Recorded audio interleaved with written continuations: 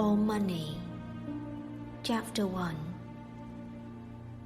The Clarkson family lived in the country near Cambridge, about half a mile from the nearest village and about a mile from the river. They had a big old house with beautiful garden, a lot of flowers and many old trees. One Thursday morning in July, Jackie came in from the garden. She was a tall, fat woman, 30 years old. It was the hottest day of the year, but she wore a warm brown skirt and yellow shirt. She went into the kitchen to get a drink of water. Just then, the phone rang. "Cambridge 1379, Jackie said. "Hello, this is Diane. I want to talk to Mother." "Mother isn't here," Jackie said. "She at the doctor's." "Why? What's wrong?" "Nothing wrong," Jackie said. "Why are you telephoning? You are going to come this weekend?" "Mother wants everyone to be here." "Yeah, I want to come," Diane said. "I'm phoning because I have no money for the train ticket." "No money? Mother is always giving you money." "This phone call is very expensive," Diane said coldly. "Tell Mother, please, I need the money." Jackie put the phone down. She took a cigarette from her bag and began to smoke. She felt angry because her sister always asked for money. Diane was 20 years old, the youngest in the family. She lived in London, in one room of a big house. She wanted to be a singer. She sang very well, but she could never get work. Jackie went back into the kitchen and began to make some sandwiches. Just then, the back door opened and her mother came in. "It's very hot," Molly said. She took off her hat and put it down on the table. She was a tall, dark woman with beautiful eyes. Two big black dogs came into the kitchen after her and ran across to her. She sat down and put her hands on their heads. Jackie put the sandwiches on the table. "Mother," she said, "Diane phoned. She wants money for her train ticket." Molly closed her eyes for a minute. Then she stood up. "This afternoon, I want you to get the house ready for the weekend," she said. "Oh, and please go to the village later to get my tablets." "Yes, Mother," Jackie said. Molly went to the door. "Mother, please wait a minute," Jackie said. "Peter Hobbs came here this morning. He's very angry with you about that letter. He lost his job, you know. Why did you write to his office? He wants to talk to you about it." "Well, I don't want to talk to him," Molly said. She opened the door. "But Mother, you don't understand. He's 17 and it was his first job. He's very, very angry. He says he's going to kill you." Molly did not answer. She went out of the room and closed the door.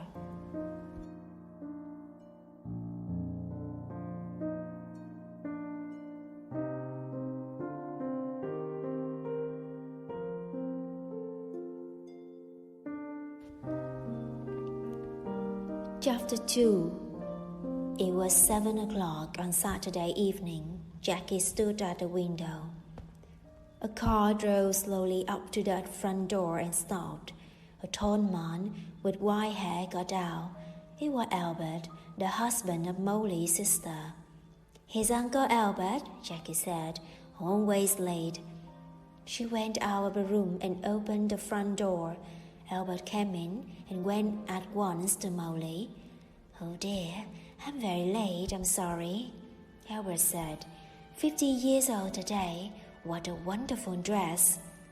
Molly did not smile. "Thank you, Albert. We're all getting older." Tonight she wore a long black dress, and the two black dogs sat at her feet. "Everyone is here now. Let's go in to dinner," she said. Everyone stood up and went to the table. "The table looks nice, Jackie. What wonderful flowers," Diane said.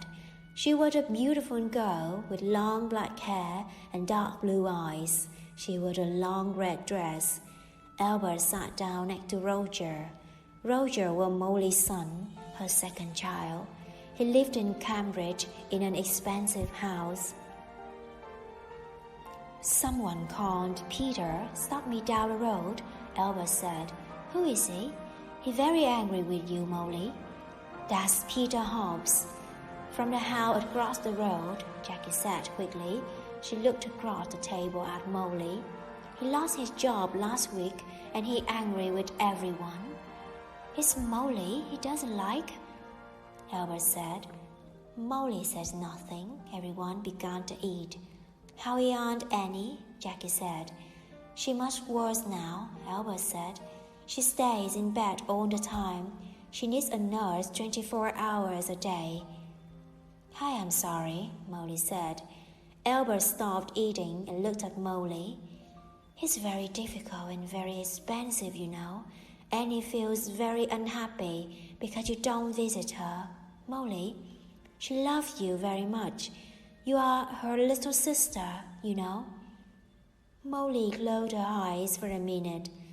"I know that, Albert. I am 50 years old, but I am always her little sister. Well, we can talk about it later." Albert laughed. "Oh yes, we can talk later. It's always later with you, Molly. Always tomorrow, never today." Jackie watched her mother. Her mother was angry with Albert.